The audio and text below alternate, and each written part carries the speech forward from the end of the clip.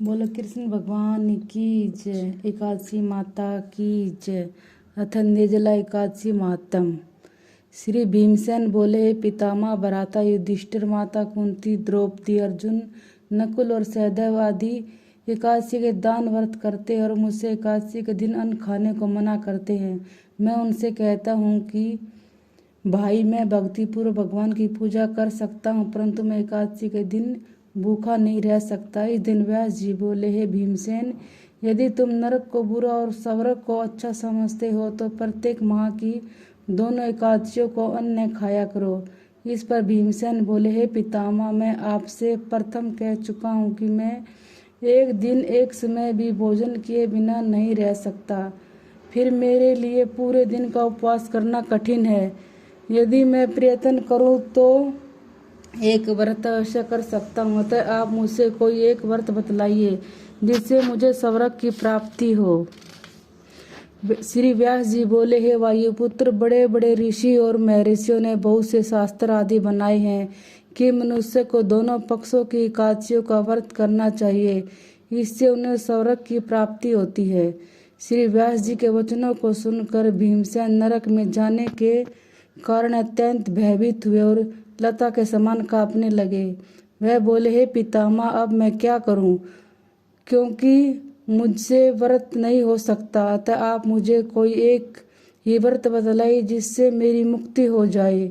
इस पर व्यास जी बोले, हे भीमसेन, कृष्ण और मिथुन संक्रांति के मध्य में ज्येष्ठ माह की शुक्ल पक्ष की एकादशी होती है, उसका निर्जला व्रत करना चाहिए। इस दिन इस एकादशी के व्रत में स्नान और आचमन में जल वर्जित नहीं है, लेकिन आचमन में 3 मासे से अधिक जल नहीं लेना चाहिए। इस आचमन में से शरीर की शुद्धि हो जाती है। आचमन में 7 मासे से अधिक जल मद्यपान के समान है।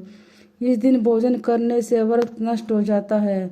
यदि मनुष्य सूर्योदय से सूर्यास्त तक मनुष्य जलपान न करे तो उसे 12 एकादशियों के फल की प्राप्ति होती है। द्वादशी के दिन सूर्योदय से पहले ही उठना चाहिए और स्नान करके ब्राह्मणों को यथा योगदान दान देना चाहिए।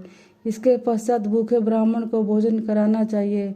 तत्पश्चात स्वयं भोजन करना चाहिए।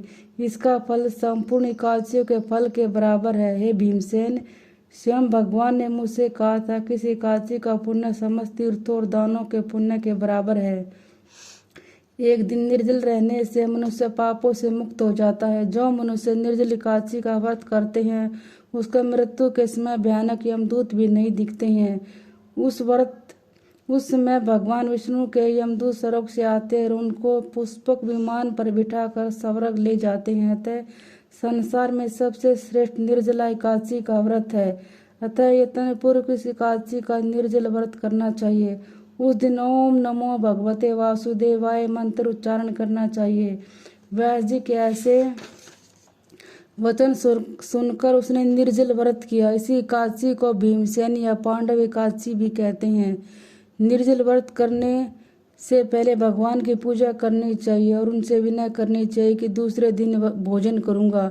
मैं इस व्रत को श्रद्धापूर्वक करूंगा, इससे मेरे सब पाप नष्ट हो जाएं। इस दिन एक बड़े वस्त्र से ढककर श्रवण से दान करना चाहिए।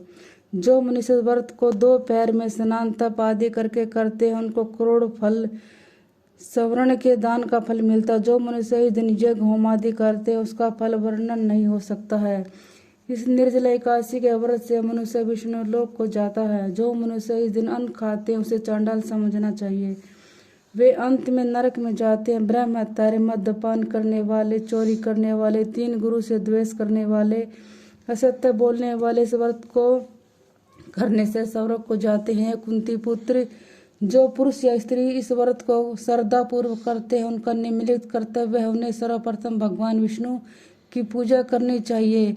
तत्पश्चात गो का दान करना चाहिए। उस दिन ब्राह्मणों को दक्षिणा, मिष्ठान आदि देना चाहिए।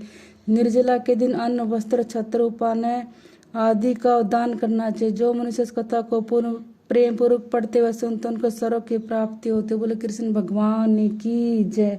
ओम नमो भगवते वासुदेवाय।